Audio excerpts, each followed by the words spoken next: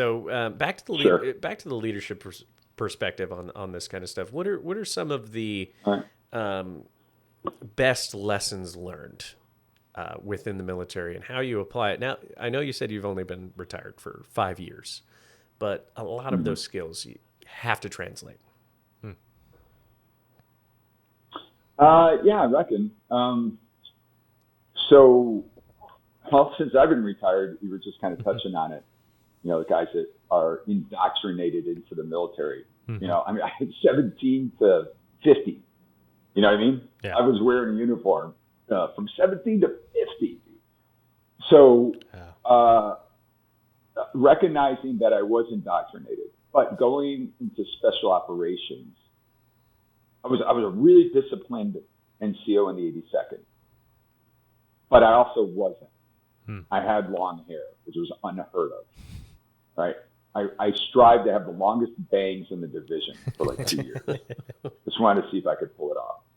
And I had, again, an amazing mentor, and he said, like, the military is a great job, but it doesn't need to be your life. It doesn't need to be your personality. I was like, whoa, wait, that's crazy. Are you sure? Because, you know, all of our values are, you're a soldier 24/7. I'm like, he's like, fuck that, dude.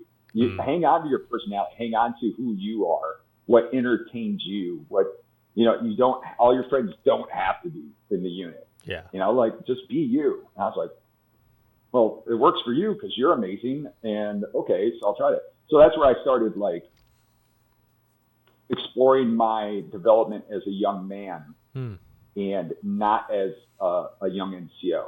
Okay. Right. So I was just balls out, all about, you know, striving and graduating schools and having my guys do great things. It's like, oh, take a breath.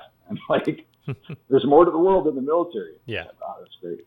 And then going into special operations, clearly the reins are off. Yeah. Because now I'm around a bunch of like-minded people that have their interests. Oh, by the way, we're older, right? I mean, Ranger community, you take young guys in, no doubt. Like, you take in these incredibly fit, bright dudes straight out of potentially high school or soon thereafter, for the most part. Whereas in SF, we still have that program. I'm not sure what you guys have in Air Force. Do you have to be an NCO before you? No, you could be right off you the try street. out. Yeah, right off the street. Okay. So, well, historically, SF, like, you had to be an NCO to try out. You had to be a captain to try out, or at least a first lieutenant. And then we took in the SF Baby program, and it turned out to be like the absolute answer to what we needed. Because it's not about the experience anymore. It's about your potential. Yeah. And that's turned out to rewrite the book on what we want in our special operations. And probably something that the Rangers knew forever, right? You don't have to know everything, but you've got to be an absolute sponge to take all this and process it and turn it into this, like, elite shock troop commando. Yeah. Right. That's an interesting perspective on learning how to be a man, kind of in conjunction with being in the military. You kind of part of it, right? Yeah, you kind of always hear these stories of what, you know, what did you know, John Doe after he after his service, what did he do? Oh, you know, he went out to start a band, or oh, he was a journalist, and you're like, that's weird, right? Because all you think about while you're in is that military role that you're at. So I could imagine the conflict or that growth, you know, of 33 years of having to force that in for yourself, how to make time to keep your identity, even though you're reissued a new one. Yeah. Well, we could even take that a step further, back to the crisis that we're going through with everybody's mental health. That maybe they never had time to develop their own self-identity. I mean, clearly, everybody that's struggling, us included, is we miss the guys, right? We miss the guys, and we miss the unit, and we miss the excitement. But where along all that were we developing ourselves as men as fathers, as husbands, as sons, as neighbors, as coaches. I mean, we all pitch in where we can, but SF did a great favor to me, and it is not lost on me. I was ready to retire before my last assignment, for sure. Like my branch manager, what do you guys call it? Controllers, I guess. Is that the Navy thing? They have controllers, whatever. But in the Army, we have branch managers. And as the more specialized your unit, you have more of a relationship with your branch manager. Like when I was an infantry officer, like you were a number, absolutely a number. The guy didn't know you from anything. The rotation cycle comes up. I need so many guys to go this unit. Like there's nothing you can, unless it's a hardship thing, But in SF, like especially as officers, because there's so few of us, like the guy, and he visits every unit every year to sit down and give you a block time of counseling you on what your options are, how you're looking for things. Sometimes it's disappointing and shocking. Sometimes it's reveals some stuff. But what SF did for me, number one, I got to say, I got every assignment I ever asked for. I never had to take one for the team, which is amazing. Yeah. And I am blessed for that, for sure. Well, this continued with the discussion I had. In fact, I was at Hurlburt for an exercise, and I was on the phone in the parking lot and talking to my branch manager. And he goes, "Okay, well, you're about ready for retirement. You're ready to submit your paperwork." I said, "Yeah, I'm ready." I said, "But unless you got something good, I'll do another 3 or 4 if you got something good." And he goes, "Well, what's good to you?" And I was like, "Well, frankly, family. Family, right? Whether it's proximity to my in-laws or more time with I have one son, Luke, more time with my kid or more time with my wife. But I will help the regiment out if it's something that I can start transitioning myself for retirement for." And he's like, "Boy, we've got a gig for you." So I stood up this office meaning me, and a warrant officer, an aviation warrant officer. And I went to the Aviation Center of Excellence at Fort Rucker. Yeah, nice. So, like, what is a Green Beret Lieutenant Colonel doing at Fort Rucker, Alabama? I was a liaison. And I got to represent the regiment. I got to teach and instruct, which was what I missed as an NCO so bad. Yeah. So I absolutely loved, I was teaching integration, how conventional aviation integrates and interoperates with special operations, because we rely so much on conventional aviation. It's not enough 160th to go around, so a lot of Army aviation. And I taught that. I taught the integration to everything in the pilots, and plus the warrant officer college is there. Okay. So all warrant officers, except for the SF ones, go through that one. But what it was, and what I'm grateful for, it was 3 years and then COVID, so another half year of transitioning and getting my mind right to be a civilian. So I didn't even have a SIPR account, right? So I'm not even involved in what the boys are going through anymore. I can't check on them. Yeah. Now I could call and get informal stuff, but I'm not pulling up sit reps from the old task force, or I'm not, checking promotion things, like I'm not as involved. And I call it like a tapering. I don't know. I always do this, almost like a turd, like it's tapering off, or like whatever. And that was good. Instead of just shutting the door right there, and now you're thrown into it, and I'd be scrambling for a job or whatever. No, let's see what fatherhood's like. Let's coach and be a den leader and get re-involved in the church to a certain degree. And then my wife she was on the school board, and I'm spending time with her. We know the in-laws, so we could put out fires out there in the panhandle to a degree. And it was just this perfect 3 years of transition. Yeah. It was perfect. And I say it was perfect because I'm incredibly happy right now, 5 years post. And I'm not saying that I wouldn't be happy, but it was very healthy for me to start accepting the fact that I'm not in the unit anymore. Sure. I'm in the community, but I'm not in the unit. Yes. That's okay. It's inevitable. Yeah. But it was just a very healthy way of going about the disassociation. And that's a huge aspect of those who get injured, that we see all the time, is you abruptly, you go from, you go from yesterday, you know exactly the course of your next 10, 15, 20 years, to I don't know who I am anymore. And I think that that's why Wow. you see a lot of the issues with these guys. And that goes back to your point way at the beginning of this is purpose, right? Is your purpose was too intertwined with your identity. And if you can't start disassociating those two, then you're going to have an issue with your transition. Oh, yeah. What a point, man. Yeah, that's a stark example. Yeah, to go from just full bore, everything that you wanted to do, everything you worked up to, doing everything that you ever envisioned and all the work it took to get to that. And then it's just Gone. That's it. Yeah. After an explosion oh my gosh. Yeah. That's heavy.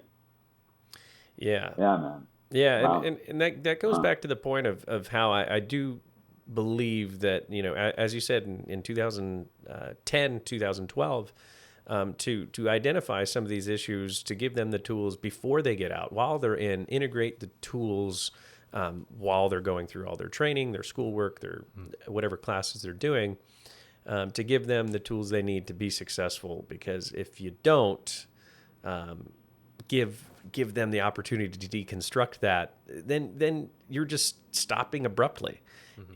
In the beginning, how much training do you go through to, take away your identity, cut your hair, put a uniform on, get in line, and then you're out all of a sudden. And we talk about this all the time is your senior enlisted, your senior military members have a smoother transition than, the guys who just put 4 to 6 years in. For sure. And why is that?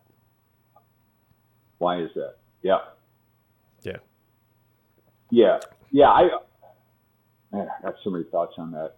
I always thought that, not always, but I was met with a lot of remarkable indicators that we as a military weren't addressing the greater need. Here's an example. That my time in Afghanistan, we had these badass trucks, right? The MATVs. Sure. Or we called them MATVs. And had a crow system, right? And so maybe some of your listeners don't know, the crow system is this amazing gyro technology thing where you put any type of weapon platform on it and it just sinks it in. It's like first shot, metal on metal, like it's going to work. It's got all these optics on it. And you do anything like from a M249, from a saw, all the way up to 50 cal, and then some stuff in between, including grenade launchers. But it's perfect. The thing is, the guy operating the crow system is inside an armored vehicle. And then we would be rolling around, or coming back from missions or whatever, and you see all the what we call big army kids, because we're on army bases, and they're just rolling around with exposed gunners. Yeah. Like it's Baghdad 2003 or something. Like, why don't everybody have a crow system where the gunner can be inside of the cabin? That is, for better or for worse. At least it's armored to some degree. But you're not up there just eating it. And it's incredibly accurate. But I'm not talking about the lethality. I'm talking about the survivability of the gunners. Yes. And then that takes me forward to the transitional piece. I was at SOCOM headquarters.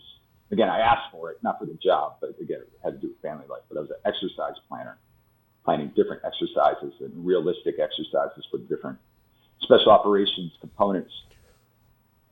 And I was there when they stood up the CARE Coalition. I was like, all right, that's pretty sick. So they take these senior NCO veterans from the community, the special operations community. Yeah. And they assign them veterans that are transitioning out of the special operations community. And you get this advocate who's dialed the fuck in on resources, and they'll hold your hand through your VA claim. But more importantly, it's soldier for life, right? It's commando for life. And then this advocate will stay with you as much as you want to engage with them. They will look for you. And then the idea at the time, it was brilliant, is that when one of the CARE Coalition professionals gets a caseload, I don't know what it is, 5 veterans, 25 veterans, I don't know what it was. But then they'll just hire another coalition advocate. In other words, they won't overload. Yep. Yeah. They'll hire more so that their caseload continues to be intimate with the former special ops dudes or the current ones. And I don't know the status of it now, but I know at its inception, it was a great idea.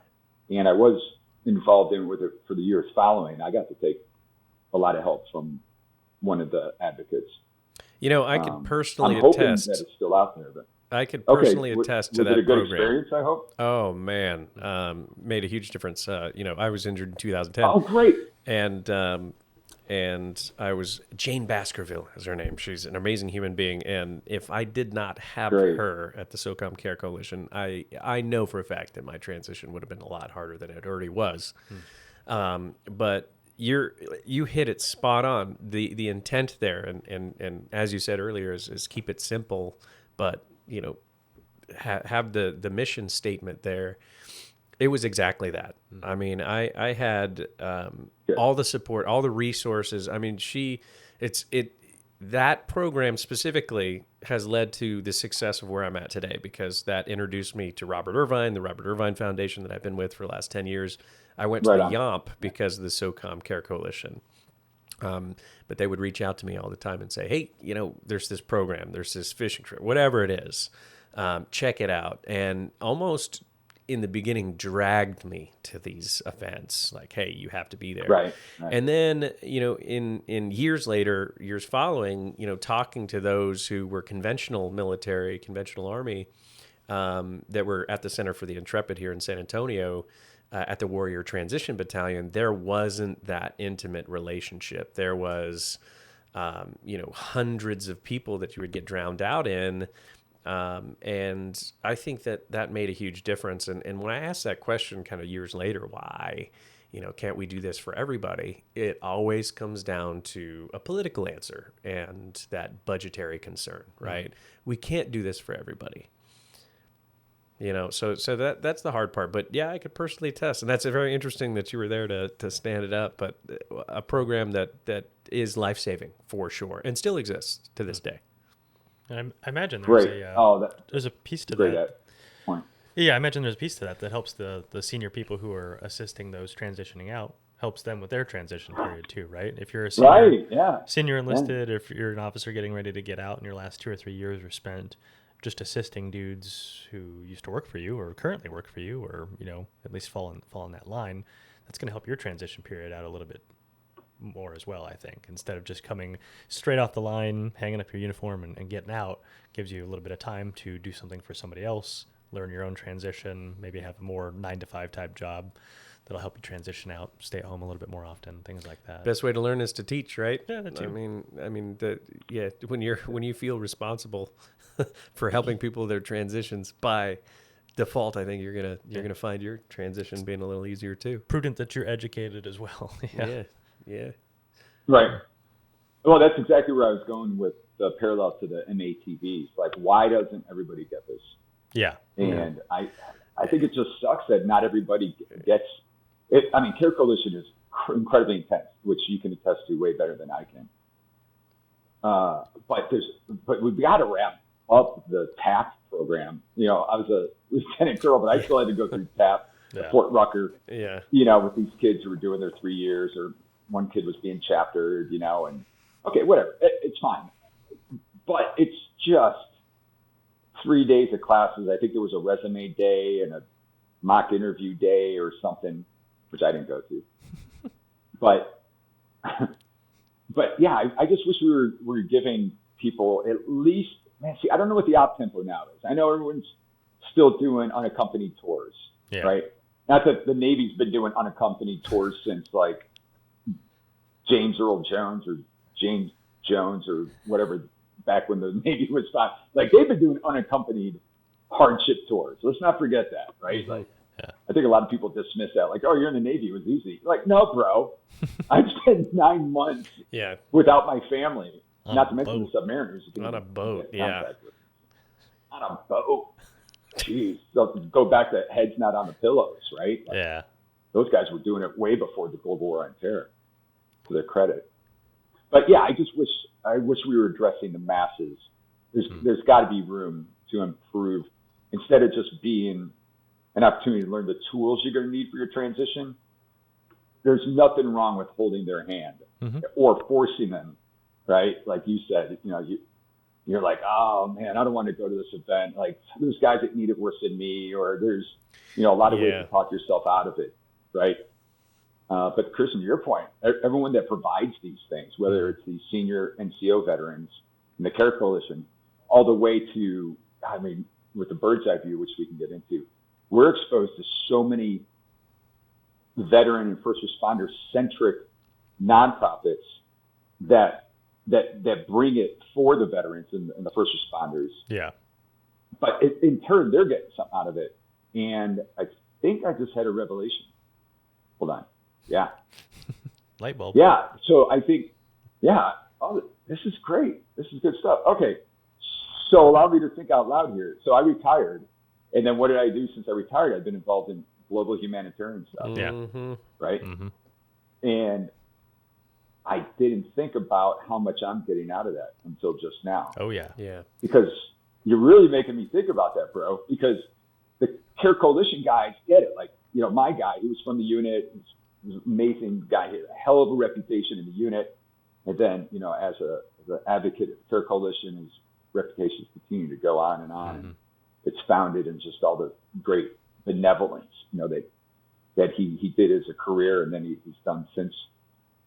But I'm not wondering, I'm starting to recognize in the last 2.5 minutes that this humanitarianism that I've been drawn to, maybe there is a bit of a selfish component to it that I'm getting. There certainly is. We actually talk about this all the time. Is that there is a parallel. So when you lose your identity or your purpose, right? That the biggest thing you got to have is in life is a purpose. Is why am I existing? What is keeping me going until tomorrow? So the shortcut between that is drawing a parallel between some of those relationships that were in your purpose. And that comes back to breaking down the core values, right? Continued service. Yeah. Continued service is probably the number one therapy that got me through, all of my stressors that I was dealing with, and to take like the power of a story, right? If you don't talk about your story and you have a traumatic event, it's going to bottle up and it's going to eventually want to spill out. If you could get on stage and tell people your story, each time you tell that story, it takes power away from it. And then you realize that power in that story is helping someone through whatever they're dealing with, even if it's not going to war, getting blown up. It's trauma. Trauma is trauma, right? It's a physiological change in our body. So continued service, I think, is a number one kind of amplifier of getting through that. So if you could bridge that gap with some of these core values that we're talking about, and finding these, like I said, parallels between those elements, integrity is one. I think if we have a business, and that I think that's really important to have those core values in that. When you follow those, you find that you have more purpose than you thought you did. So you're finding that in your work right there. That's heavy. I am. I appreciate the session today. I think we've made a lot of progress. No, this is great. I'm really going to spend some time reflecting on this. I'm in a really happy place for sure, and I think it's in large part due to what I'm doing with myself. Yeah, I'm active, and that opportunity that the Army gave me to ease into it. And, luckily the world went to shit. So all of a sudden I found out that, the skills of being a special operator could be used elsewhere. Yes. Even if you can't carry a gun. But the Kabul evacuations and then going to Ukraine, it was like, I'm back to what I know. Yeah. And I am contributing. And again, until, today maybe, I didn't really think about that, what I was getting out of it. I was just really proud. I'm proud to have contributed to some of these things. I'm proud to be involved in 2 nonprofits right now. Incredibly proud. But you're right, there's a layer to it that it's therapeutic. Yes. Not intentionally therapeutic. I'm doing Mm-hmm. it because I believe in the two missions, like spiritual level of belief in what we're up to with those two nonprofits. But yeah, right. I'm very likely a better man for it, Mm-hmm. and I'm gonna spend some thought on that. Yeah. Wow, look at you guys! Thank you. Yeah, good work. You can you can pay the I love it. receptionist on your way out. Yeah, that's right. Yeah, Exactly. We'll get next week's exactly. session penciled in. Yeah. Well, let's That's talk. right. Let's talk about some of that stuff you're doing now, Roby. I mean, you've had a storied career, Sure. but you've done some. I mean, you've only been out for 5 years, and you've done some pretty wild stuff in the last 5 years. I mean, like you mentioned, the Kabul evacuations and digging up landmines in Ukraine. Like those are not normal activities. Yeah. Well, the first thing I had cancer. The day after terminal leave, I got diagnosed with throat cancer. Yeah, that's right too. So that was during COVID, and that was an exercise in endurance. The chemo and the radiation. I'm at his house. I'm in my walkout basement, but that bedroom right there, it was during COVID, and my wife would come down in a gas mask. Yeah. To change out my feeding tubes. Wow. And I was on a baby monitor. And then, for the reception, she just slept in the living room for a few months on the couch. Wow. Watching me on the baby monitor. I was high as shit. I was talking to like Civil War ghosts and, I was hammered. But what a battle that was. That was, boy, cancer fight. I never knew it until I saw my mom go through it, sadly. And I think cancer is just we all know people that have fought it. And sadly, I'm sure we all know people that couldn't beat it, chemically speaking. But what a bitch. Yeah. that was tough. That was tough. Yeah, and I'm still not back, to fighting. Maybe you shouldn't have volunteered so much on those burn because I'm barrels. lazy. No, Yeah, that's actually a real that's right. thing. Is these caustic chemicals That's that people true. are breathing in that are rough. So that's tough. After 33 years of service, right into the next battle. Yeah, and this one I had a kid, a kid that I had a relationship with. My earlier combat deployments, well, most of them I didn't have a kid, and then the last two. Afghanistan, Pakistan.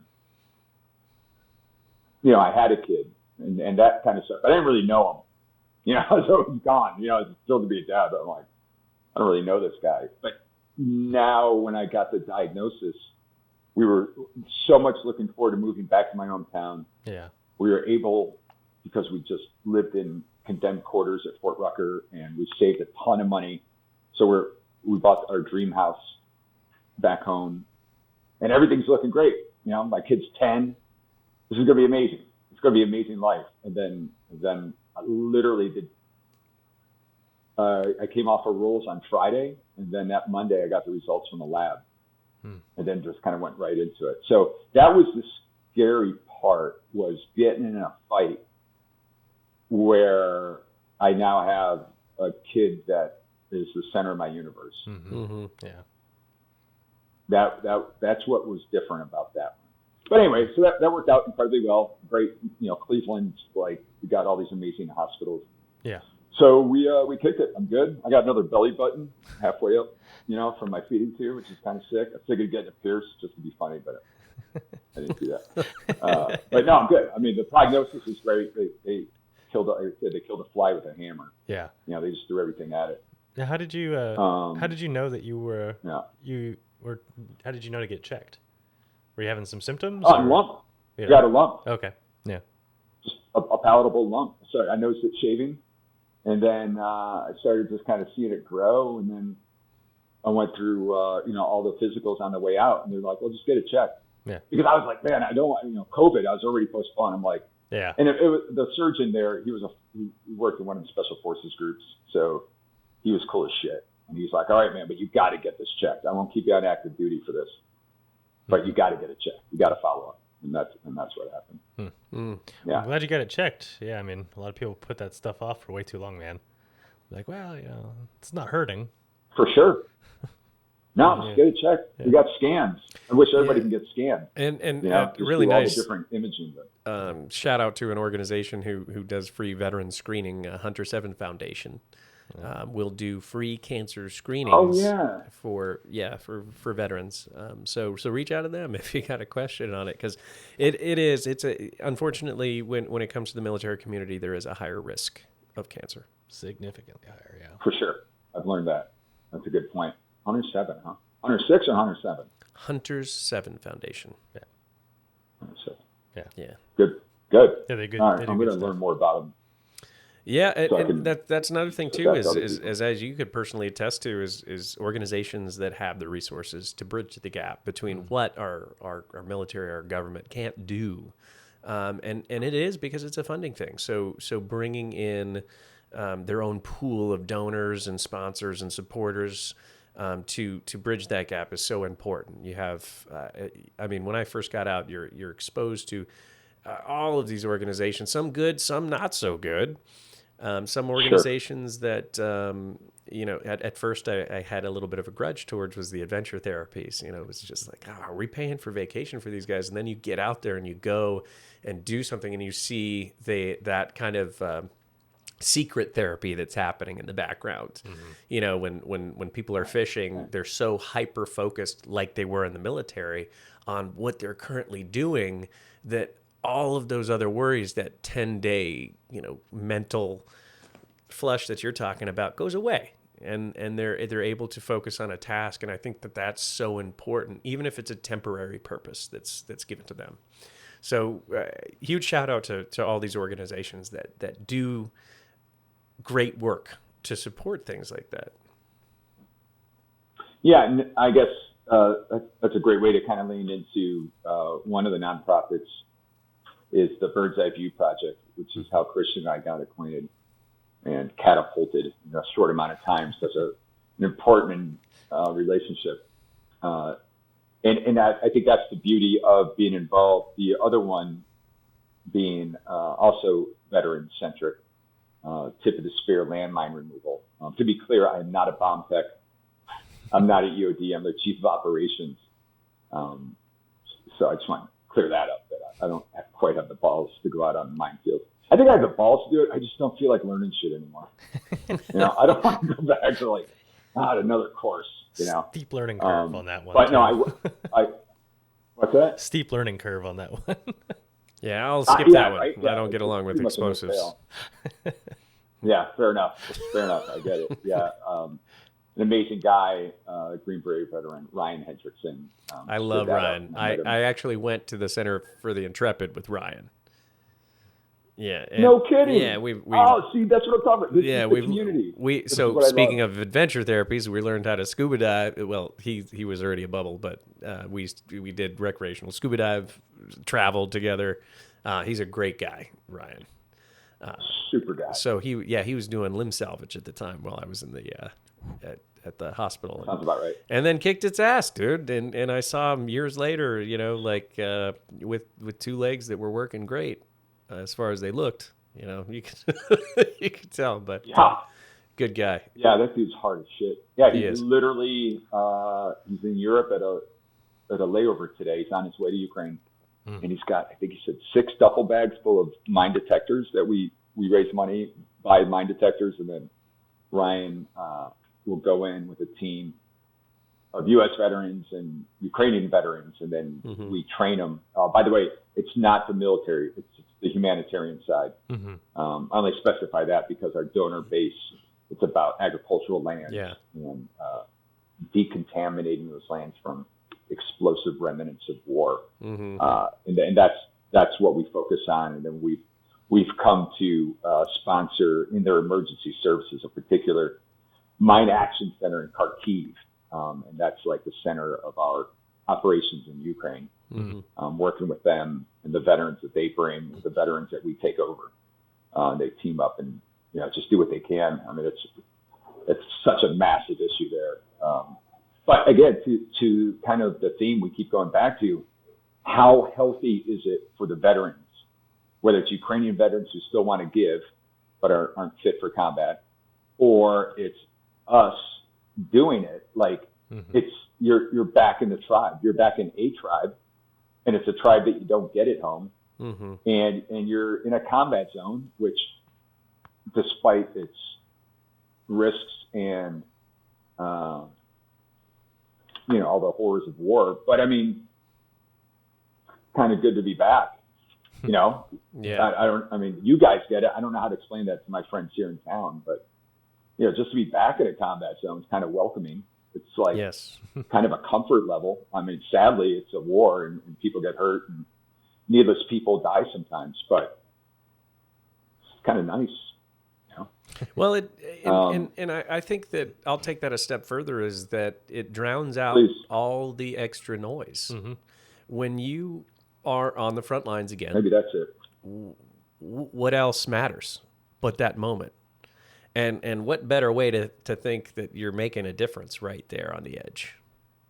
So, in people's transition, I often find that maybe, no, you're not picking up a gun, but like Ryan's case and like Tip of the Spear's case, is you're picking up a metal detector.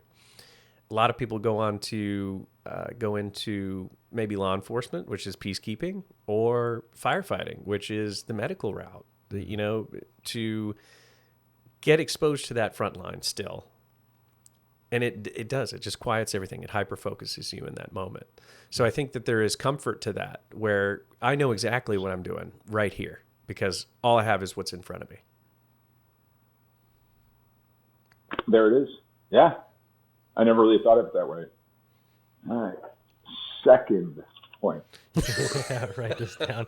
My therapy today. Yeah. War reduces distractions. Right. Boil it down. Oh, man, that's yeah, you focus back. Yeah. That's good. I mean, good. You're not worried about bills. That makes a lot of sense. You don't have to really figure out much. I mean, even I imagine when you're over in Ukraine, I imagine a lot of your day is figured out pretty much every day. You know what you're wearing, you know where you're going, you know what you're eating, you know who you're with. I imagine most of your days plotted out like that, just like a deployment. I know what I'm wearing, where I'm going, who I'm with, what my hours are, where I know pretty much everything that's going on for the next not only week but 6 months. I don't have to worry about any of it. Yeah. It's solved for me. No distractions. What do I worry about? Being present. That's it. Wow, that could be it. Yeah. Yeah. Yeah.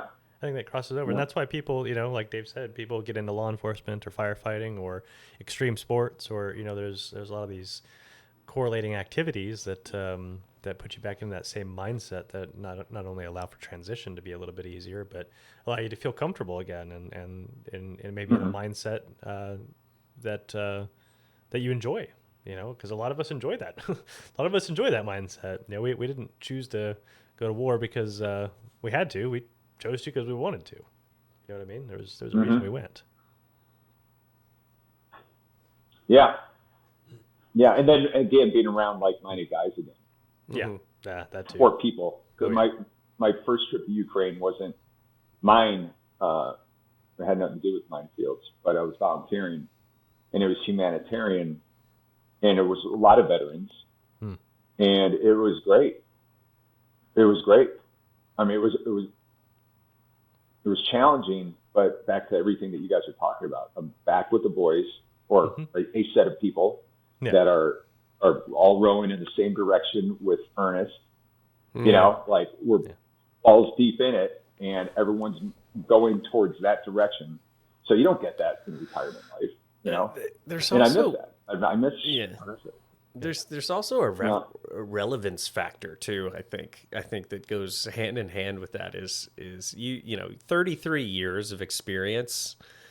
When you're retired in the civilian world, there are tools that you could certainly apply, but give a percentage of, you could give a high percentage of how many of those tools you'll never use again.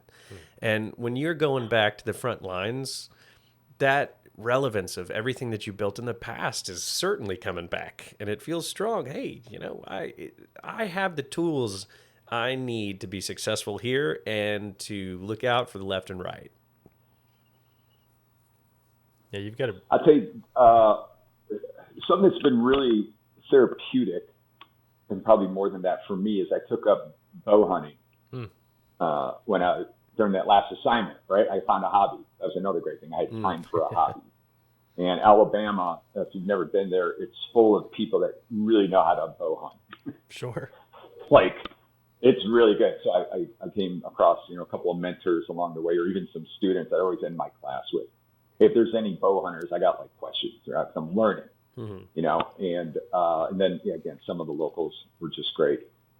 And I found, as a guy who spent so much time patrolling, whether it's in training, in schools, or, to a lesser degree in combat, dismounted patrolling is like slithering through the woods when it's miserable outside and trying to get into a position without being detected in the dark. Like, it is so home to me. Just the idea, and it's, I'll, especially during sleep death, or, if I'm low on calories, I'm dehydrated, I get a little loopy, that I'll think I'm kind of like on a patrol scenario. Like, I'll always go to my knee when I check my phone. Yeah. I just like, it's just crazy stuff that I really found a home with all this stuff that I would never otherwise use again. Yeah. The field craft, some trade craft, I guess. and just slithering around and just trying to get after something. And I'm not good, like, I've only been doing it a few years. And I'm very picky. And talk about like something about our psyche. And I know it's not just me, but how you don't want the easy way. Like, the way I hunt is, well, I haven't killed a deer in 2 years, because in Ohio, you can do all kinds of stuff to kill a deer, but I'm not out to kill. I'm out to find it and get close and hunt it. Yeah. And they're really good. Like, they really don't want to be hunted. They got all these natural things that are going to prevent them from having some big smelly human, mess up their woods. So I just love making it hard. Like, when it's absolutely miserable outside, having the gumption to get out of bed. Yeah. And then to strip down to the back of the truck and just change clothes in the freaking freezing rain of Ohio. And like descent, put on my descent stuff, and, no cameras, no bait, no preset stands. I don't shoot does after, like, I put all these rules on myself, because when I do harvest, it's got to be an ethical kill, and I've got to earned it by my rules of earning it. I don't fault hunters and hunt legally. Sure. That I wouldn't enjoy as much. I'm surrounded by them. They're all great dudes, But for me, I want it to be so difficult. I need to start hunting from the ground, but I can't even seem to kill one, from climbing a tree. So, but that's a therapy that I tell people sometimes, like, get a hobby, dude. Get a hobby. It has nothing to do with my son, who I'm just absolutely wrapped around. It has nothing to do with my wife of 32 years. It doesn't have to do with this cool house or my great dogs or my aging father down the road. It's me. It's mine. I get to do it. I get to have fun. Yeah.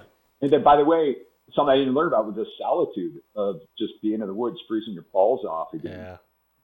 Like, it's return to the suck. It's like return to what set me apart as a young cherry, that I would face all those challenges and I wouldn't bitch. And it does make you, I wouldn't say harder, that's kind of cliche, but you're taking yourself out of the comfort zone, which you guys know all too well, and many of your listeners. And then you just kind of embrace it, and you take it. And after a hunt, again, probably not involved killing. In fact, statistically, hardly ever involves killing. But you come back and I go in the sauna over there, and I try and get feeling back in my fingers and toes and hanging everything up. And you come back, you're like, man, that was a great day. Yeah. That was an awesome day. Morale is high. It was wholesome. Yeah. And I got to spend some time in the woods, just enjoying life, or thinking about life, or getting over shit, or whatever's on my mind.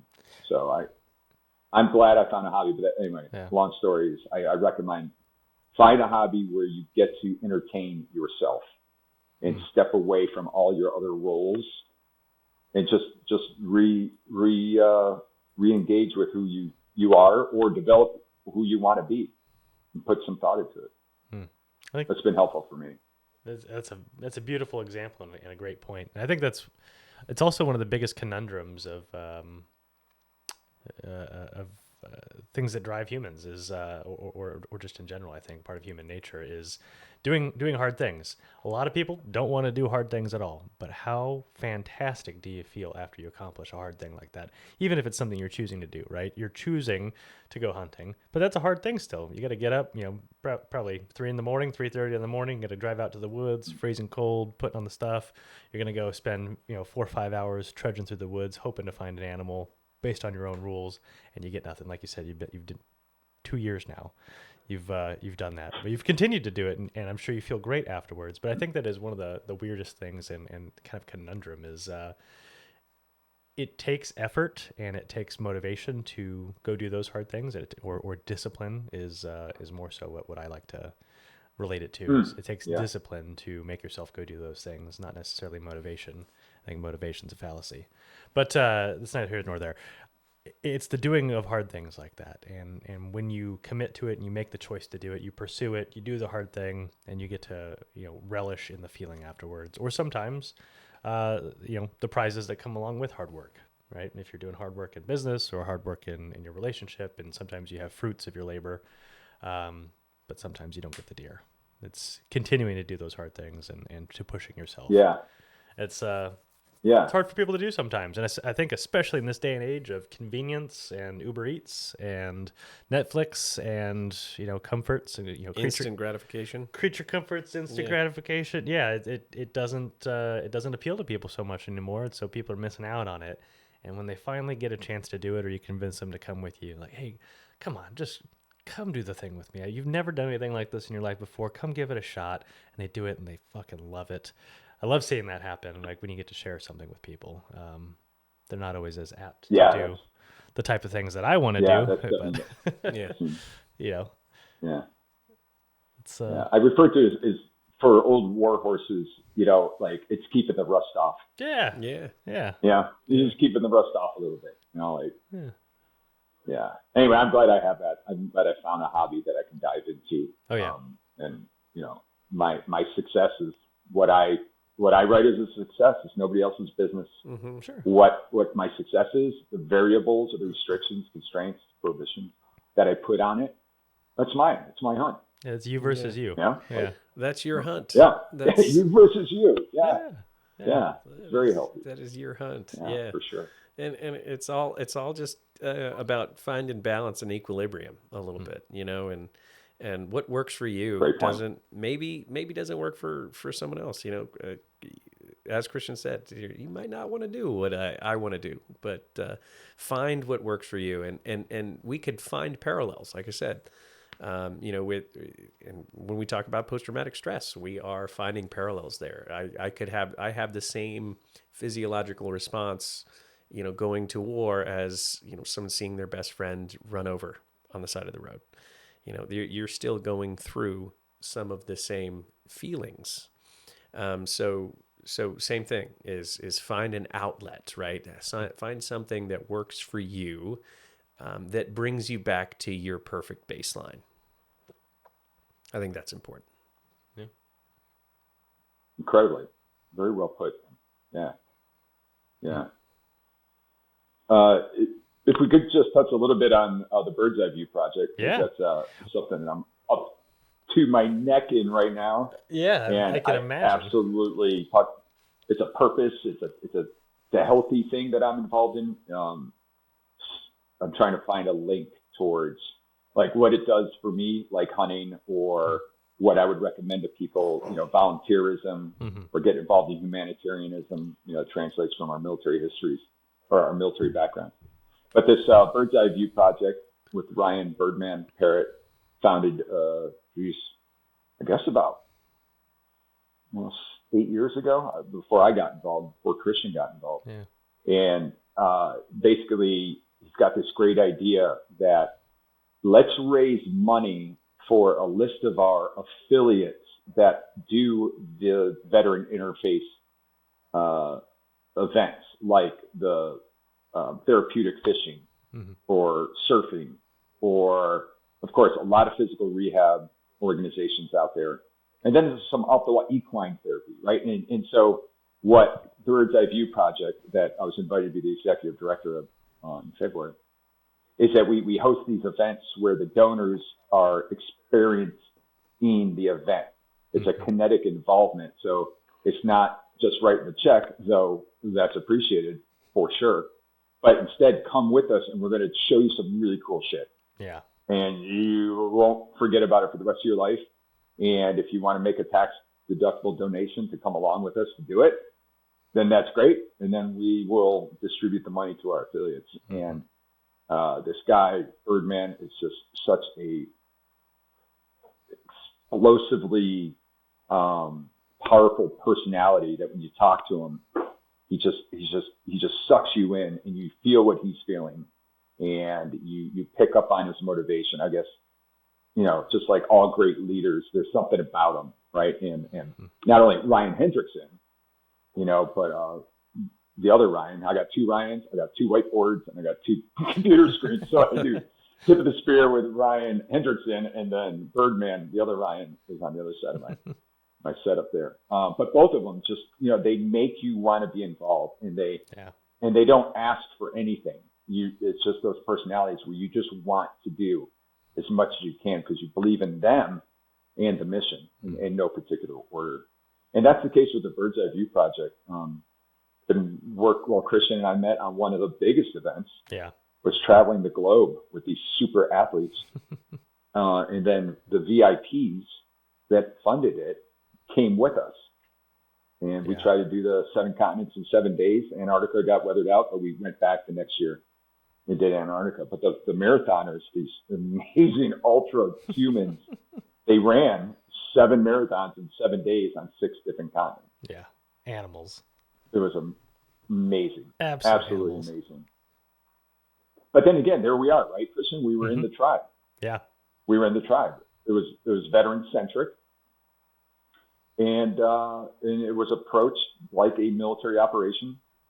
In fact, the guy that got me involved was one of the team leaders in the task force. And when Ukraine kicked off, he was one of the first guys I called, Bryce Hansen. Yeah. And he and I got along great in the unit. And then I was like, hey, I got to go to Ukraine next week. You want to go? He's like, anything you need, man. Let's do it. And so we interdicted. It was actually pretty cool. We interdicted a young lady who was being targeted for sex trade exploitation from a criminal element down there. And we interdicted and we got her before the scumbags did out of the orphanage. And we were getting her to Poland to link up with her Canadian, adopted family or whatever. But anyway, it was a long road trip and we were talking and I'm like, what are you doing? He's like, hey, I work with this guy, Birdman, and he's asking me to help plan this trip around the world. I was like, well, if you need somebody to do a PDSS, right, or a pre-deployment site survey, to go recce all these places, I'd be happy to do that. So they did. They didn't hire me, but they paid for Ricky, another Green Beret from the task force. And we went around and did our best to set it up. And then a few months later, they invited me back to travel with Christian and the rest of the crew. Yeah. That was a great one. Unbelievable. It was one of the most insane trips, I think. Big highlight of my life, for sure, that trip. It was so worthwhile. Talk about camaraderie and brotherhood, pushing, doing something really hard because it was not vacation. It sounds fun, but it was. We laughed all the way, but it wasn't vacation for sure. It was working. Well, so that was kind of like our big one, but we also do this really cool thing, and this is what I'm working on. It's coming up in Dallas really soon, the 19th to the 21st. We had a great success last year. It's kind of like a commando fantasy camp, like baseball camp or football camp. So we bring in the VIPs or the clients, and we train them for a few days on just everything, close quarter battle, not everything. Again, there's no training standard. We just got to get them ready for this full mission profile, including rotary wing infill and exfil. Oh, yeah. And they're going to raid a bunch of structures as an assault cell, with an opposition force trading paint and simunition rounds. But also there's some trauma medicine lanes embedded into the full mission profile. Yeah. And So they're going to get, on Friday night, they're going to go through a big block of medical training. And then Saturday, it's round robin training all day. And then that night, we get them in the queue, and they'll fly off and just go ape shit through an urban environment. Just make it happen, man. Oh, yeah. It's so fun to watch. It's so fun to watch. And, they're generous. They're patriotic, VIPs. They're generous. They want to help veterans. And in turn, we take them through a really, really cool experience. Yeah. And we are 2 weeks out. Coming up, 2.5. 2 weeks and a few days. Yeah. Yeah. It's fun. We're ordering the T-shirts and the coins, and we're just getting down to the next layer of details. Transportation's good, hotels are good, caterer, that, but all the behind the scenes. And I treat it, right, as kind of the co-producer with Ryan. It's a military operation. I mean, it's just like a deployment, whether it's a JSET or a counter-narcotic trip or combat, minus, obviously the levity of it. Yeah. But it's fun. It's fun. It's a labor of love. I love doing it. I was on the phone this morning. I'm going to be on the phone after this. I got to get the T-shirt order into you. We're going to have to take a guess on some sizes, but we're really looking forward to that. So I just appreciate you letting me highlight the other nonprofit I'm involved in, because I'm just incredibly passionate about it. But to tie in on everything we're talking about, I know I get a lot out of this. I'm working with guys from the community, and the jokes land. We get each other. Yeah. Which, again, Christian and I really value our friendship, but it's only been a few years, but it's so intense. Yeah. And it truly is. And everyone that goes into it has a great attitude. There's zero egos, regardless of where we were in the umbrella of special operations, and then to kind of share it with civilians, and it's quite light. Like it's a comedy show more than anything. We're not screaming at people. Yeah. For those who are wondering, it is not it is Navy SEAL for a day, but it is not Buds for a day. It's not screaming and hazing, and I mean there's a little bit of hazing, but it's more in a joking manner, I guess. It's not real by any means, and it is much more educational. We're taking time to educate people on the appropriate, at least for a day or two, on the appropriate tactics for CQB, or how to put a tourniquet on, or how to pack a wound, things like that. We're running through these actual structured classes with real modern information from people who have done those applications, getting them prepped, and then they go through a full mission profile, which, like Roby said, we're doing rotary wing infill and exfil. Like, these people get off of a helicopter, they breach a building, they take out targets. If somebody gets shot, or if there's a trauma medicine piece, which we had last year, which was great. We had, I guess a fake jack is what we would call it. A survivor, somebody bleeding out, and they'd have to put a tourniquet on to stop the actual bleeding. And these people, I mean, shit, when you came around the corner last year, Roby, the look on your face, you were like, oh man, this is real. Dude, I had a moment. I had to step away. I haven't had a moment like that since forever, but that role player you had, the way he was screaming, like I didn't even know it was going to hit me like that. Yeah. I was like, I'm getting goosebumps just thinking about it. Yeah. Right. Because that triggered, there's the word, right? Like, it triggered memories of rolling up on my guys. Yeah. Shot up. Sure. Right. And when I turned that corner, that was so real. And that dude was screaming for his life. Yeah. And he's just fucking around. Yeah. But that's what an American sounds like when he's wounded. Like, Afghans sound a certain way. Iraqis sound a certain way. That is a Joe who just got tore up. Yeah. And he's scared shitless. He did a great job. But oh, man. That was heavy. It was. That was really, really heavy. And the students got, or the donors, donors/students, they got so much out of it, which is awesome to see. These guys are spending a lot of money to be there. It is a donation, but they're spending a lot of money to be there. And so to see them get that much out of something we threw together over a couple of months, it's impressive.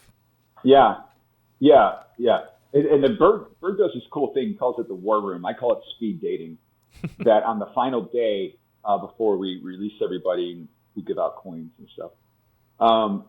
Everyone on the cadre whether you're instructor or on the backside or whatever, you get a chance to pitch in front of 90 this year, 90 high net worth individuals, your nonprofit. So I'd say half of us out of the 40 volunteers are involved in a nonprofit of some kind. Yeah. And so you get to actually pitch that as a business development to a captive audience who you built rapport with over the past few days that you might have mentioned in passing or at the meals or, side conversations about whatever, nonprofit you're involved in. But that's veteran centric. But now you get 3 minutes in front of everybody. Yep. And by the way, you can set up a table if you want to put up posters or show your shit or whatever. And you get to pitch. Yeah. Pitch. Like, hey, if you guys want more information, like QR code was in the goodie bag you got to check in or whatever. And I love that. I just love it. We're going to be stacked up, get to talk about it. And so again, it's so focused on veteran betterment. Yeah. And for the donors to see the veterans and to share the stories in a relaxed environment and then get, somewhat of a formal elevator pitch at the end. I think that just enriches the community across the board. Not only guys that run the nonprofits, but then furthermore, right, their span of influence on the different veterans that get to come through. So that's a nice icing on the cake. It certainly is. That's a good one. Yeah. Beautiful. Yeah. Well, Mr. Roby, indeed. Do you have any words of wisdom to tie this up? Is there anything you want to tell the audience? Any words of wisdom or thoughts or reflections, meditations maybe? Wow. I feel like I was in a therapy session. This was honestly, this was really useful and impactful for me. So, I've met you guys before, so I just feel like we're just in a room talking. Yeah. And I really appreciate that. So, I'm going to be thinking about this a lot over the coming days because you did bring up some really, really good angles to things that I hadn't considered. So I wanted to tell you guys personally, and then I guess publicly, because this is a podcast, I really appreciate this discussion covering the different topics. It was very impactful. I got a lot out of it. Thanks. Same here, man. You make it easy. Thanks a lot. You make it easy. Appreciate you. Yeah. Oh, that's good to hear. Yeah, no, I'm glad you guys have the following that you have. You guys are making a difference. So I encourage you to keep on, and the community is better for what you guys do. Appreciate you. You too, brother. You too. Thanks for continuing to No, serve. thanks, man. 33 years and counting. Actually, now, what are you at, 58? Keep going. Yeah, getting close to 40 years. Oh, yeah, if you consider 38. Yeah, if you consider this. That's an additional 5 years. So that's incredible. Yeah. We appreciate. All right. Well, I'll do my part. Yeah. Well, you've done it. We appreciate you, Mr. Roby. Thanks for coming on today. This has been the Medevac podcast, ladies and gentlemen. Thank you very much for watching. If you want to find Roby or any of the organizations he is involved with, they should be linked in there. It's the Tip of the Spear Landmine Removal or the Bird's Eye View Project. Go check both those nonprofits out. They do awesome work. We do a lot of fun things through Bird's Eye View too. Anyways, we'll see you guys next week. See you next time.